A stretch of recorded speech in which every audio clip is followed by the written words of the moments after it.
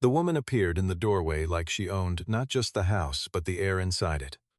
She looked the man on her porch up and down the way you look at a car that's been parked in front of your house for too long.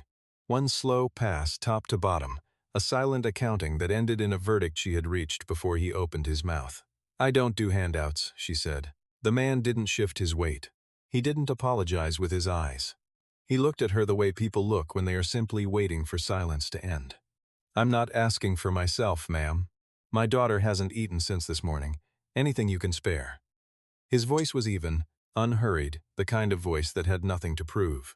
The woman's gaze moved to the little girl standing beside him, one hand wrapped around his fingers, the other clutching a stuffed elephant that had been washed so many times its color had gone soft at the edges. The girl looked back at her, not with need exactly, with something quieter and harder to dismiss. Something moved in the woman's expression, not softness. Something more like calculation. "Wait there."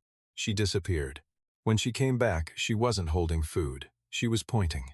A young woman stood in the hallway behind her, 22 years old, a dish towel still in her hand, eyes fixed somewhere between the floor and a point just past it. She had the look of someone who had gotten very good at taking up as little space as possible. "You want to talk about charity?" The woman on the porch crossed her arms. "Take her. She eats my food, she sleeps under my roof. She hasn't done one useful thing in 2 years that I didn't have to ask for first. You need someone to help at home, she can cook, she can clean. Take her off my hands and I'll call it even." The young woman in the hallway did not look up. She did not argue. She did not even seem surprised. That was the part that was hardest to watch. The man on the porch was quiet for a long moment. Then he looked not at the woman in the doorway, but at the girl standing behind her. And he asked her something in a voice, low enough that it was meant only for her. "Do you want to go?" 3 words, no performance attached to them, no assumption about which way she should answer. For the first time she raised her eyes. She looked at him. She looked at the little girl with the worn elephant. She looked at the door behind her and everything it had cost her to stand near it every day. Then she nodded. The woman smiled, the satisfied smile of someone who believes they have done something clever. She had absolutely no idea who was standing on her porch. And she had no idea, not even the faintest outline of an idea, what she had just given away. Every quarter, Marcus Holloway disappeared, not in any dramatic sense. No announcement, no memo, no farewell to the floor. His executive assistant, the only member of his team who knew the unedited version of his calendar, would block off 1 week with a single word. Survey. No location attached, no contact number. No further explanation expected by anyone who understood how he operated. To the rest of the world, Marcus Holloway was the founder and principal of Meridian Capital Group, a private real estate development firm he had built over 14 years from a rented office in Charlotte, North Carolina, to a portfolio that currently spanned 5 states and carried an internal valuation that his CFO described as conservatively estimated north of $340 million. His name appeared on planning board agendas, on the shortlists of 3 separate regional philanthropic foundations, and occasionally in business profiles he had never agreed to, but that got published anyway. He was 41 years old. He had a daughter named Lily who was 5, and who had recently taken to calling him by his first name in a tone that suggested she found it funnier than he did. She did this primarily at dinner, and primarily when she disapproved of whatever he had made. He had no wife. Not anymore. Her name had been Patricia. She died of a pulmonary embolism on a Thursday afternoon when Lily was 11 months old, while Marcus was in a meeting 3 floors below her hospital room that he did not know to leave. The physician who came to find him did so with the particular quiet that people use when a word is too large to say at full volume. Marcus had stood in the hallway of Carolina's Medical Center for what he was later told was approximately 4 minutes without moving and without speaking. And in that time something rearranged itself inside him that never fully returned to its original position. He kept one photograph of Patricia on the kitchen counter, not framed. Just a printed photo, slightly creased at one corner, from a camping trip in the Appalachians the autumn before Lily was born. Patricia was laughing at something off to the left of the frame. Her hair was windblown, and she was not looking at the camera. He kept that one specifically because it looked nothing like a memorial. It looked like a Tuesday in October. and that was the truest thing about her he could still hold. He had raised Lily alone since that Thursday. The quarterly disappearances served two purposes. The first was professional. Meridian's model depended on identifying undervalued residential corridors before the broader market's attention arrived, and no spreadsheet could tell him what was quietly happening on the ground right now. So he went himself. He wore worn jeans and an old field jacket. He walked. He talked to people who would never have spoken honestly to him if they'd known who he was. 3 of his most significant acquisitions had originated not from an analyst's projection, but from a conversation at a laundromat, or a walk down a block at the hour just before dark. The second reason was harder to articulate. He wanted Lily to understand the world the way it actually moved, not the version that materialized the moment a Blacktown car arrived and everyone straightened up. He wanted her to see how a man in worn boots navigated a street, and how that same man navigated it differently once the boots were exchanged for dress shoes. He never explained this to her directly. She was 5. But he believed the lesson was finding its way in regardless. On the morning everything changed, Marcus was crouched in the entryway of a rented apartment on Sycamore Ridge Road in the Caldwell Park neighborhood of Charlotte, tying Lily's sneakers before they headed out for the day. Lily studied him with the concentrated seriousness of someone processing an urgent philosophical problem. "Daddy," she said, "are we being regular again today?" He looked up at her. "We're always regular, Lily." She considered this. "Harriet at school says we have a big building with our name on it." "Harriet says a lot of things. She says you're famous. Harriet should focus on her spelling words." Lily accepted this with a nod that suggested she was filing it for future use. She tucked her elephant under her arm and announced she was ready. Marcus stood, pulled on the field jacket hanging by the door, and followed his daughter outside into a morning that was gray at its edges and not yet decided about itself. He was looking, as he always was, for something true. He had no idea he was about to find it on the porch of a house with a white fence at the end of Sycamore Ridge Road, on a quiet Thursday that had given no indication it intended to be anything else. The house at the end of the street looked exactly like the kind of house where nothing complicated ever happened. White fence trimmed boxwoods on either side of the steps. A front door painted a deep considered shade of navy that announced someone had once cared carefully about appearances. From the outside, it was the picture of orderly suburban calm. Nora had lived behind that door for 26 months. She could have told you precisely how misleading a coat of paint could be. She was 22 years old.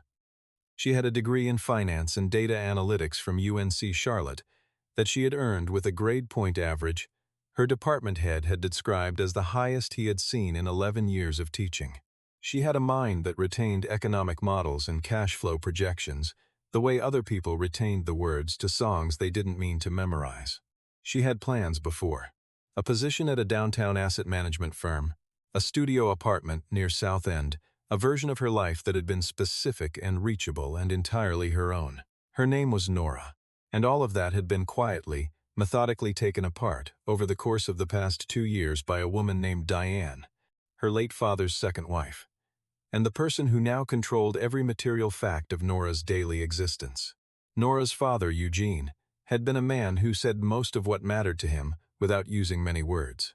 He had raised Nora alone after her mother's departure when Nora was 7, and he had done it with a particular kind of patience that she understood only once it was no longer there. He had married Diane when Nora was 15. For several years, the arrangement had been functional, even occasionally warm. Diane was organized, social, capable of performing generosity in the ways that read well in public. When Eugene died of a prolonged cardiac illness 6 months after Nora's 20th birthday, the warmth lasted approximately 3 weeks. What followed was not dramatic. It never announced itself. It was the specific, methodical work of a woman who had decided that Nora's potential was most useful when pointed inward rather than outward. The first thing Diane did was redirect Nora's mail, quietly at first. An envelope already opened on the kitchen counter. A voicemail on the house phone that had been listened to and deleted before Nora had a chance to hear it. By the time Nora understood what was happening, she had already missed 2 callbacks and 1 formal offer of employment that had been declined on her behalf with a polite note she had never written. Diane's explanation was delivered once, without raising her voice, in the tone she used for things she had decided were not open for discussion. The economy was difficult. Living costs were high. It made far more sense for Nora to remain and contribute to the household while she figured out her next steps. Her contribution was unpaid labor. Cooking, cleaning, grocery runs, laundry, the particular kind of work that is always necessary and never acknowledged. She was not imprisoned. There were no locks on the wrong sides of doors. But Diane controlled the car, the bank accounts she had frozen under the estate paperwork, and the phone plan. Nora had no income, no independent access to her own history, and the small circle of friends who had existed before this arrangement had one by one stopped receiving responses to their messages and eventually stopped sending them. What Diane had not taken, because she did not know it was there, was a sentence. When Nora was 19, her father had sat with her on the back steps of their house on a late summer evening, watching the light go out over the neighbors' maple trees. He had been quiet for a long time, in the way he was quiet when he was building towards something he wanted to last. Then he said it in the slow, level voice he saved for the things he meant to keep. What people think you are doesn't make you that. What you do when they're done thinking makes you that. Nora had not known at 19 how precisely useful that would become. She held it. She kept it close. It was the one thing in that house that Diane had not been able to locate and remove. By the morning the man appeared at the door, Nora was standing at the kitchen sink, working through a pile of dishes that belonged to no one she owed anything to, wearing an apron she had stopped resenting, only because resentment required a kind of energy she had stopped having in surplus. She could hear the television in the sitting room. She had learned to track the sounds of the house the way you track weather when you live in a place that gives no shelter from it. When the knock came at the front door, she heard Diane's weight shift from the couch. She didn't look up from the sink. The sound of the door opening was followed by the particular quality of silence that meant Diane was performing her assessment. Nora had seen it directed at delivery drivers, at her father's old colleagues, at anyone who appeared without an appointment. She knew what it looked like without having to see it. She turned just slightly. Through the narrow window above the sink, she caught a slice of the porch. A man stood there, broad across the shoulders, composed, wearing a field jacket that had clearly seen several winters and jeans that had been washed often enough to lose most of their original color. Beside him, her small hand in his, leaned a little girl. She was holding a stuffed elephant with both arms, the way children hold things they have decided are important. And her eyes were moving between the adult in the doorway and the interior of the house behind her, with the careful arithmetic of a child working out whether something might be possible. The man was not pleading. He spoke evenly, without apology, explaining that his car had broken down near the corner and that his daughter hadn't eaten since early morning. He asked if there was anything she could spare. That was all. No embellishment. Diane's response came in the voice she used for people she had already categorized. Nora watched through the glass as Diane's posture tilted slightly backward. The tilt of someone who has made a determination. Then the little girl did something unexpected. She looked past Diane's arm, straight through the kitchen window, and found Nora standing at the sink. Her eyes settled there with the uncomplicated directness that small children bring to things they haven't learned to look past yet. In a small, clear voice that carried easily through the glass, she said to her father, "Daddy, that lady looks really sad." The man looked up. His eyes found Nora through the window and held there. Not a sweep, not a glance. A direct, level look that lasted 3 full seconds before Nora dropped her gaze to the drain. Then Diane turned her head toward the kitchen. Nora, not a question. Nora dried her hands on the apron and came to stand in the hallway. She looked first at the girl, at the elephant, at the small fingers wrapped around the man's hand. And then, because she felt the weight of it, she looked at the man on the porch. He was already looking at her again, and this time she held it for a moment longer, before habit brought her eyes back down. There was something in his expression she had not had directed at her in a very long time, attention without an agenda. The particular quality of a person who is actually registering you, rather than looking at you through the lens of whatever they have already decided. Then Diane spoke. She said she had nothing to give away without something in return. She said she had a better arrangement to propose. She pointed at Nora and explained, in the calm and reasonable voice of someone who believes they are being practical rather than cruel. That this one had been occupying her space and eating her food for 2 years without contributing anything of meaningful value. She could cook, she could clean, she was good at following direction. If he needed someone at home, he was welcome to take her. It would be doing them both a favor. The sentence landed in the air of the hallway and stayed there. Nora had understood each word individually. She needed a moment to accept that they had been assembled in that sequence, aloud, in front of a stranger, without hesitation. Not whispered, not softened. Stated with the clean confidence of a woman who considered herself generous. The man on the porch said nothing for a long time. Then he looked at Nora. Not at Diane, at Nora. And his voice, when he used it, was quiet enough that it barely crossed the threshold. "Do you want to go?" No judgment folded inside the question. No assumption about which answer was the correct one. Nora looked at him. She looked at the little girl.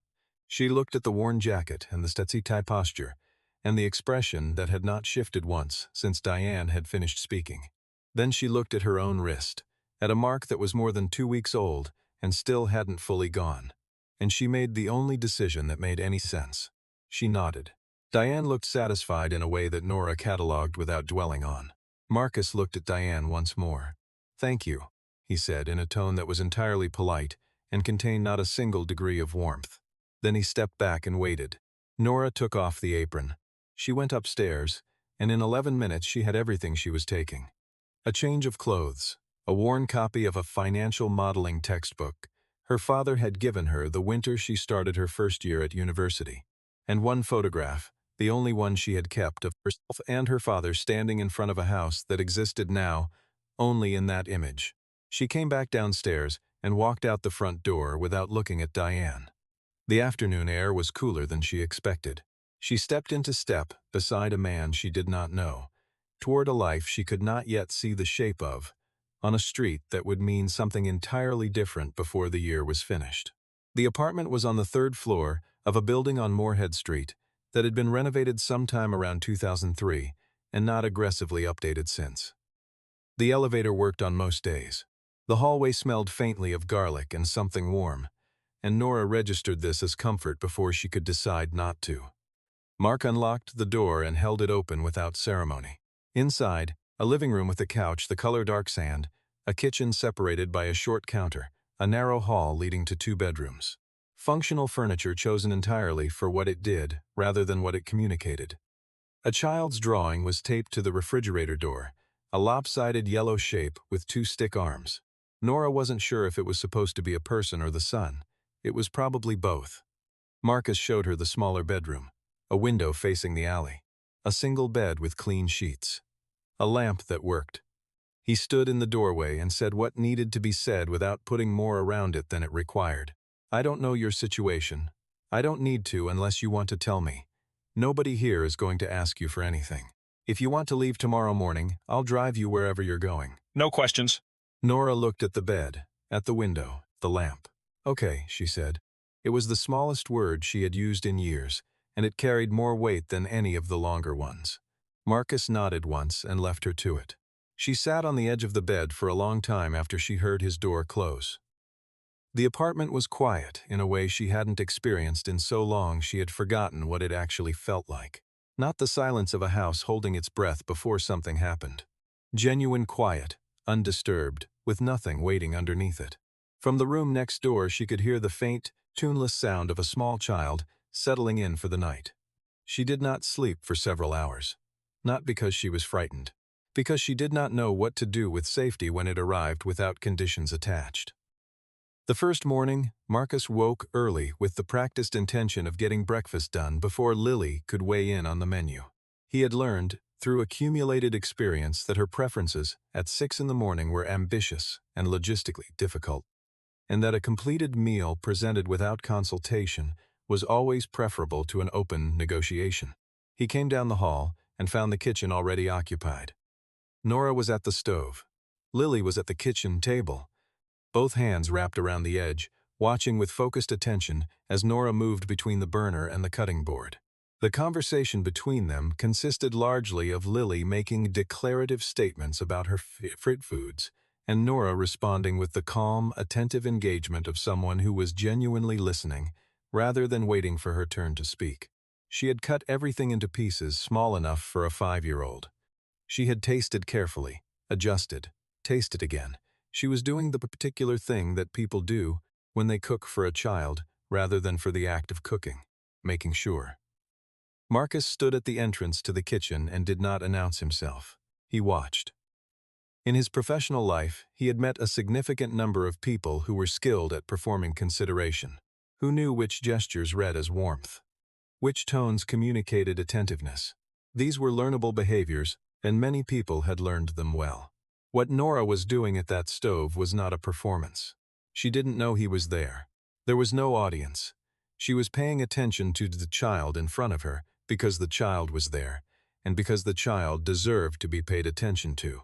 He turned and went quietly back to his room to make a phone call he had been putting off.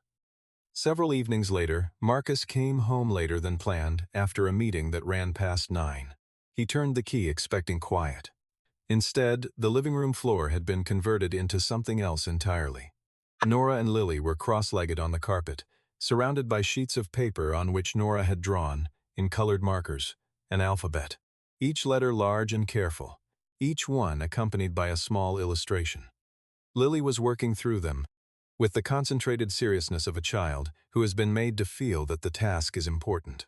Each time she got one right, Nora's response was immediate and specific, not generic praise. The particular acknowledgement of effort that children need in order to believe they've actually done something real. Marcus stood in the doorway. Neither of them noticed him for a full minute. He did not interrupt. He thought about the fact that something in Lily had become more settled in the past few weeks, a kind of groundedness he had been glad to see but hadn't yet named. Standing in the doorway watching her trace letters with careful fingers, he thought he understood the reason a little better now. The documents were a mistake, Marcus recognized the moment he got home 2 days later. He had left a bound set of survey analysis materials on the kitchen table before heading to a planning meeting that afternoon. Papers related to the Caldwell Park acquisition. Not classified exactly, but specific enough in their financial detail that leaving them out was careless. And Marcus Holloway was not, as a rule, careless. He came home to find them stacked neatly at the end of the table. On top of the stack was a single sheet of lined paper, torn cleanly from a notebook, covered in handwriting that was small and exact, and used exactly as much space as it needed to. He read it, then he read it again. The note identified a discrepancy on the 16th row of the Year 3 cash flow projection. Specifically, a mismatch between the capitalization rate applied in that section and the growth assumptions stated in the opening methodology.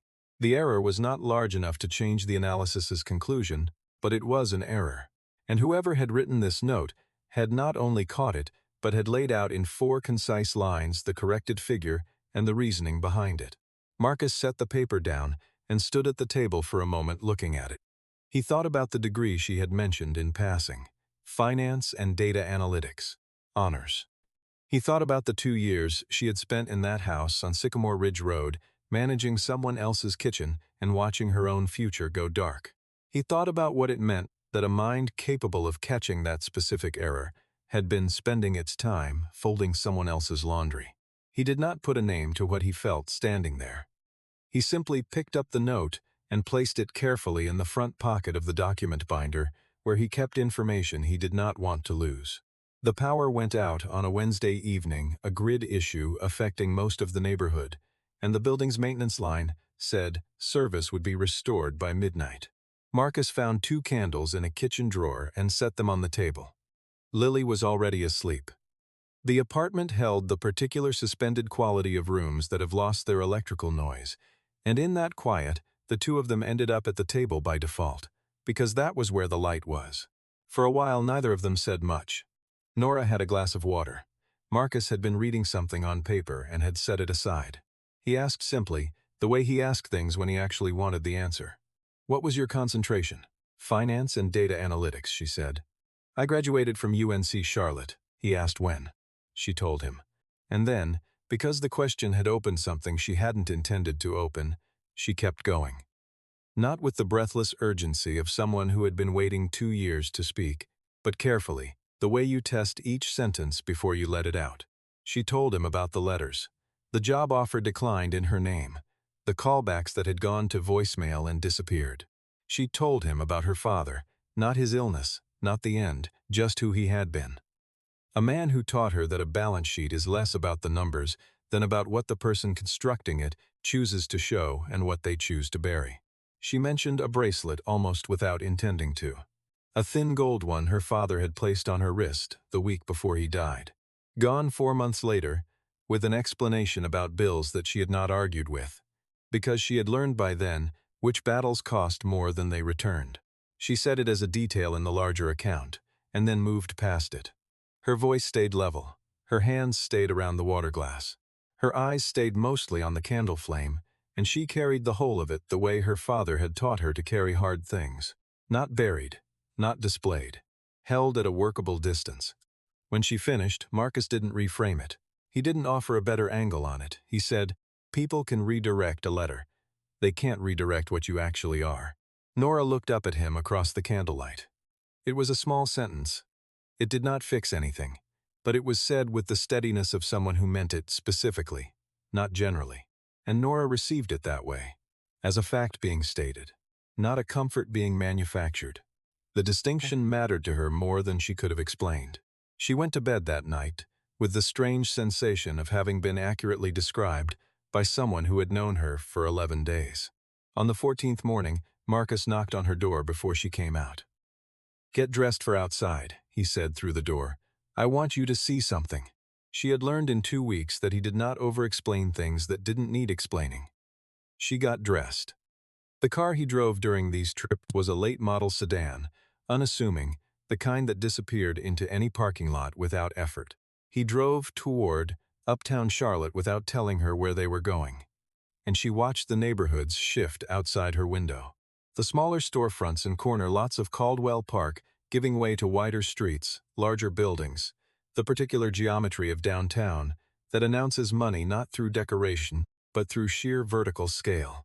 The car stopped in front of a building that was 28 floors of glass and steel. A lobby visible through the front doors that was all clean lines and considered light. A security guard held the door. An elevator opened on arrival. When the doors parted at the 28th floor, Nora stepped into a space that occupied the entire footprint of the building beneath it. Floor-to-ceiling windows on 3 sides, a city skyline arranged like a deliberate composition behind them, and a reception desk bearing the name Meridian Capital Group in letters that were 6 inches tall and quietly certain of themselves. Marcus was handed a jacket by someone who had clearly been expecting him. He put it on. It fit differently than the field jacket had, not just in quality, in the way it reset the entire composition of his posture, his presence. The room's response to him, the receptionist greeted him by name. A second person appeared with a tablet and began briefing him in the compressed, efficient language of someone reporting to a principal. Nora stood in the center of all of this and did not move. Marcus turned to look at her from across the room, and for the first time since they had met, he looked like what he was. Not a man in a worn field jacket on a porch. Not the person who made oatmeal at 6:15 while his daughter narrated her complicated feelings about raisins. The man looking at her now was someone who was very accustomed to being the most consequential person in any room he entered, and who wore that fact the way other people wore the weather, as a given, not an achievement. He walked back toward her and said what he had brought her here to say. He told her about the quarterly trips, why he did them. To see the real market. To let Lily see the real world. To be treated like a person rather than a portfolio. He told her about Caldwell Park and the acquisition he had been scouting. He told her none of it had included a plan to bring anyone home. "But I saw you through the window," he said, before she called you to the door. "And then Lily said you looked really sad." He let that land the way it needed to. "I have spent 14 years reading situations for a living. I've gotten very good at knowing when something is wrong, and walking past it anyway because the math says to. That afternoon was the first time in a long time that I didn't walk past it." He offered her the position the next morning, formally, with the written description and a compensation figure that made her read the page twice. Director of Community Investment, Meridian Capital Group. Oversight of the firm's community impact programs. Grant evaluation. Neighborhood Partnership Development. Reporting directly to the chairman. The reaction from the senior team was predictable. She was new, she was unknown. She had arrived without the usual pedigree of institutional affiliations. And the nature of her arrival generated the particular kind of quiet speculation that moves through organizations the way water moves through old walls, invisibly and with eventual consequence. In the first full team meeting, a senior vice president named Gerald offered her, in the unhurried tone of someone laying a trap he was confident about, an invitation to walk the room through her reasoning for a proposed reallocation of the community fund's third-quarter disbursement schedule. The question had a second question inside it. Nora looked at the table for half a beat. Then she looked at Gerald. Then she answered without hedging, moving through the figures with the fluency of someone for whom this was not preparation, but simply thought. She cited the variance between projected and actual community impact metrics from the prior 2 quarters. She identified the specific line items underperforming against stated objectives. She proposed the reallocation with a rationale clear enough that 3 other members of the room were visibly recalculating their positions by the time she finished. The room went quiet. Marcus, at the far end of the table, said nothing. He didn't need to. In the weeks that followed, Nora found herself increasingly at the center of the Caldwell Park community integration planning. She proposed a resource center for women and families in transitional circumstances. A low building with good light, sited at the northeast corner of the parcel, with programming she had outlined in sufficient detail that the proposal passed the planning meeting without revision. She had not announced her reason for it. She hadn't needed to. In the weeks after the candlelight conversation, Marcus had quietly assigned a member of his legal team to pull property transaction records from the Caldwell Park district, cross-referenced against the estate documents he had reviewed during initial due diligence. It took less than a week to locate a pawn shop 4 blocks from Diane's house. Less than another day to confirm the transaction date and the item description. By the time he placed the thin gold bracelet on the kitchen counter, one Thursday morning without ceremony or explanation, his legal team had already closed the transaction, and the item had been in his possession for 2 days. He set it down and said nothing. Nora looked at it for a long moment, then she picked it up. The way her hand closed around it told him everything about what it had cost her to be without it. She didn't ask how he'd found it. She put it on her wrist and wore it every day after that. And neither of them felt the need to say anything further about it. It was late on a Thursday evening. Blueprints from the Caldwell Park project spread across the conference table, the city dark and lit behind the windows, that the last careful distance between them finally gave way. Nora was working through the site plan when she paused at a section near the northeast corner of the blueprint. The property lines were drawn in thin blue ink that was entirely neutral about what they contained. But one of those parcels, the one with a small square where indicating a residential structure at the end of a cul-de-sac, was not neutral to her. She looked at it without speaking. Marcus watched her look at it, and he understood what she was seeing. Not a property line, not a zoning designation. The particular weight of a geography that becomes personal when you have lived inside it. He reached out and placed his hand on the table beside hers. Not over it, just beside it. "You don't have to pretend it doesn't matter," he said. The city carried on 28 floors below, indifferent and continuous. Nora looked at the blueprint a moment longer. Then, for the first time since she had walked out of that house on a gray Thursday afternoon with 3 things to her name, she let her eyes fill without stopping them. Marcus didn't move his hand. The blueprint stayed open between them, and neither of them spoke for a long time, and that was exactly right. Diane did not go quietly. She went the way people go when they have spent a long time believing that the rules governing other people's lives were always optional for them. Loudly, and with genuine bewilderment that consequences had found her at all. The debt had been accumulating longer than she would have admitted. There were credit lines opened against the house's equity in the months after Eugene died. Investment decisions made on the advice of people whose confidence she had mistaken for competence. The specific arithmetic of a life organized around consumption rather than production, which always arrives at the same destination, just never when expected. When the bank's first formal notice arrived, Diane had explained it to herself. By the second, She had begun explaining it to neighbors, selectively, in the version that cast her as a victim of misfortune rather than its architect. But the neighborhood on Sycamore Ridge Road had known Diane for years. The story of what she had done, sending Nora away with a stranger on a Thursday afternoon's impulse framed as generosity, had moved through the street the way such stories always move. Quietly, completely, and with a durability that outlasted any counter-narrative Diane attempted. Doors that had opened easily began staying closed. Phone calls to people she had assumed were on her side revealed one by one that her side had been emptier than she'd understood. She had spent years accumulating acquaintances rather than building anything with weight, and acquaintances do not hold when tested. The bank scheduled enforcement for a Tuesday morning in November. The notice said 9 a.m. At 8:52, Diane was standing on the sidewalk in front of her house, with 2 suitcases, and the stunned expression of someone who had understood intellectually that a thing was going to happen, and still found herself entirely unprepared when it did. The Meridian Capital Group vehicles arrived at 4 minutes past 9, 3 cars. A lead vehicle and 2 behind it carrying legal representatives and site coordinators. Marcus stepped out of the lead car in a dark suit, the morning air sharp and clean around him. Unhurried, Nora came out after him. She was wearing a charcoal coat and a white blouse. Her hair was pulled back simply. On her left wrist, the thin gold bracelet caught the morning light for a moment, before her coat sleeve settled over it. Diane was still on the sidewalk. She saw the cars first, then she saw Marcus, and something in her face began the slow process of recalibration. The vehicles, the suit, the composure of a man who arrived at situations rather than being arrived upon by them. The recalibration was still underway when her gaze moved to the woman beside him, and then it stopped entirely. 3 breaths. That was all it took. The man she had pointed at dismissively on her own porch, whom she had assessed and categorized in under 5 seconds, was standing 30 feet away in a suit that cost more than her monthly mortgage payment.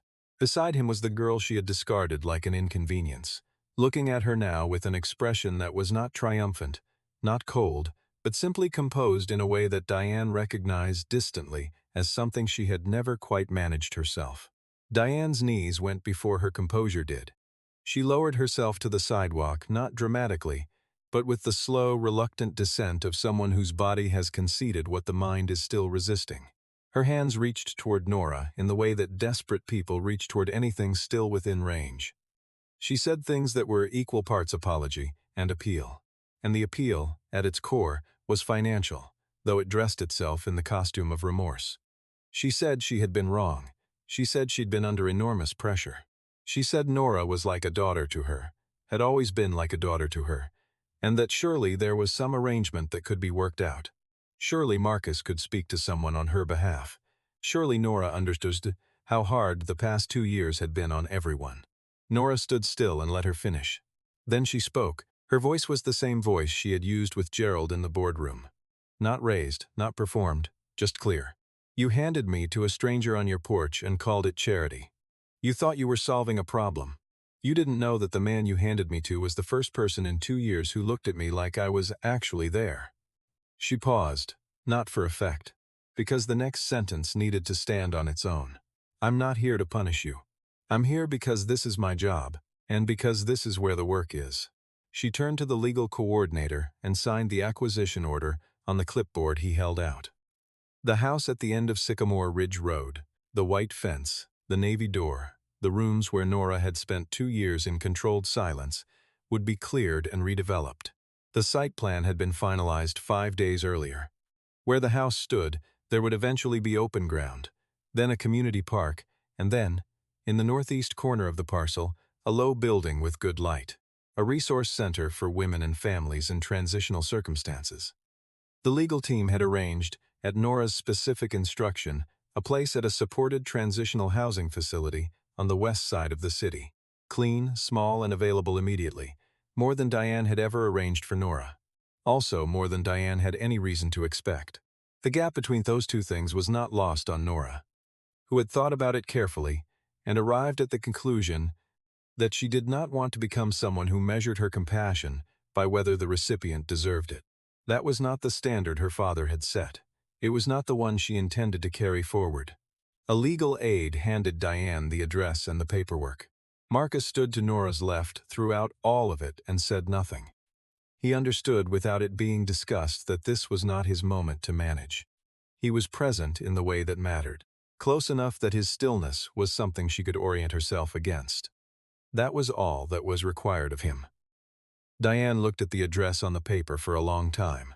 Then she looked up at Nora one final time, and whatever she saw in her face, the bracelet on Nora's wrist, the coat, the composure that had not cracked once through any of it, completed something in her that had no more room for argument. She picked up her suitcases. She followed the aide to the waiting car. She did not look back at the house. The white fence stood in the November light until the demolition crew arrived 6 days later. What Diane did not do, not once, not in that moment or any moment after, was pretend that she had not known exactly what she was doing when she pointed at Nora in that hallway and offered her to a stranger as though she were an appliance past its useful life. She knew. She had known then. She would know for the remainder of her life, in the way that certain specific shames attach themselves to a person and do not let go, regardless of how many miles they put between themselves and the moment of their origin. That is its own kind of consequence. Longer lasting, perhaps, than any other kind. The wedding was small, 40 people in a room with high ceilings and good light on a Saturday afternoon in late October, when the sun came in low and amber through the west-facing windows and made everyone look like they had been photographed by someone who understood exactly what they were doing. There was no receiving line. The food was better than the occasion required, which was Marcus's one concession. Lily stood up at the appropriate moment with a folded piece of paper she had been working on for the better part of a week. Observed at various points by both adults sitting at the kitchen table watching her move, her lips over each word before committing it to the page with the seriousness of someone who understands that the task is important even before understanding its full significance. She was 5.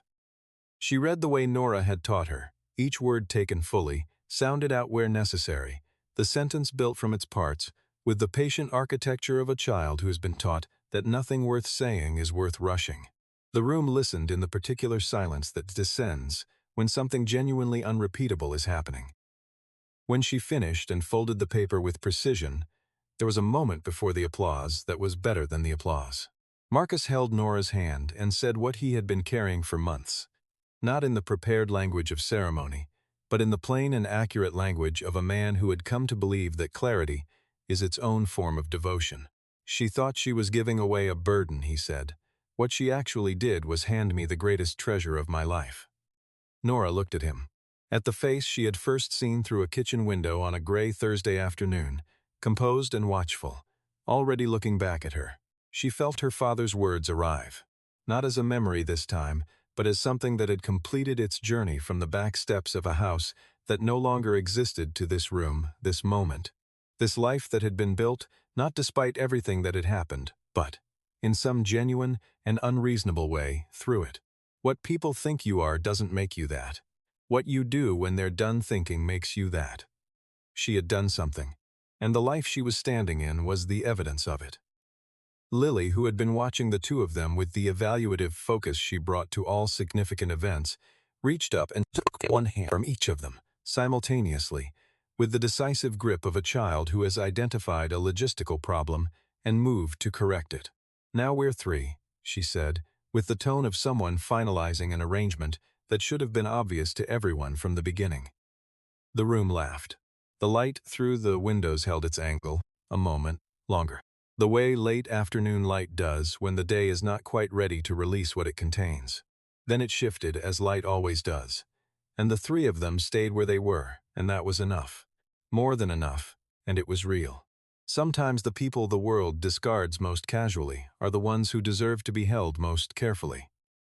Sometimes the door that closes in your face is the door that was never worth opening in the first place. And sometimes the person who decides you are worth nothing, who points at you in a hallway and offers you to a stranger and calls it generosity, turns out to be the one who handed you directly toward everything you were meant to become. Nora walked out of that house with a change of clothes, a textbook, and a photograph. She walked out with her father's sentence still in her. That was enough. That turned out to be more than enough.